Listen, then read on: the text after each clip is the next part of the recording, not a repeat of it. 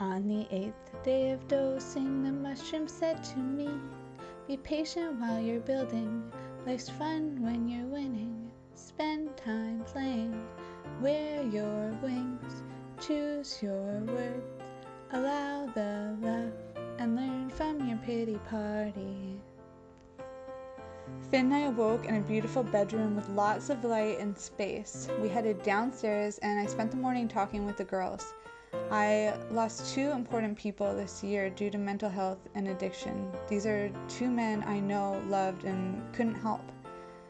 There are 100,000 more people dying every year from overdose. I'm feeling unsettled and impatient, like Terence McKenna when he said there's just not enough time for meditation. Psychedelics get you there faster.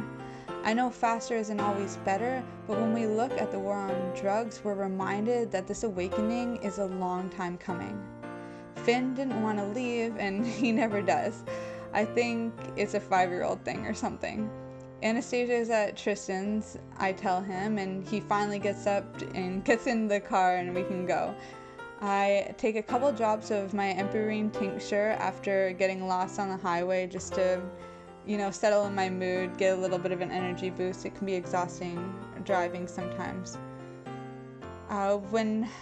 With the winter solstice on its way, I'm getting ready to quit cannabis for the season. That's 3 months, 13 weeks, 90 days. And to successfully quit, I've already started working with other smoking herbs like mullein, lotus, mint, things like that. Clover is another one.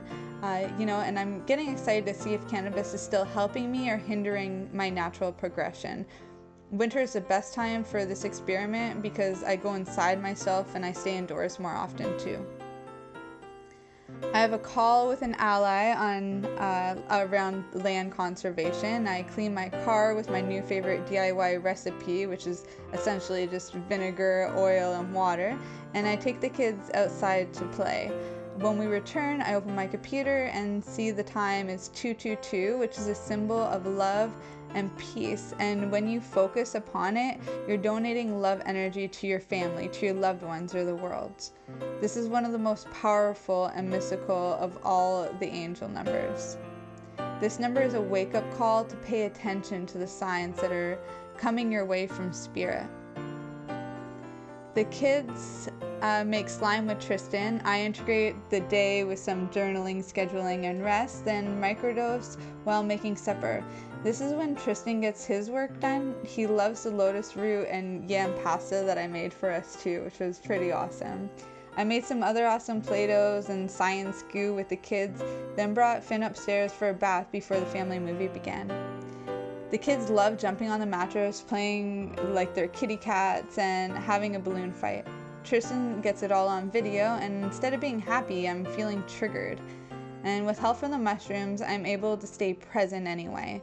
I was able to communicate openly what came up for me after the kids were sleeping, and it felt good to enjoy the moment as it was unfolding.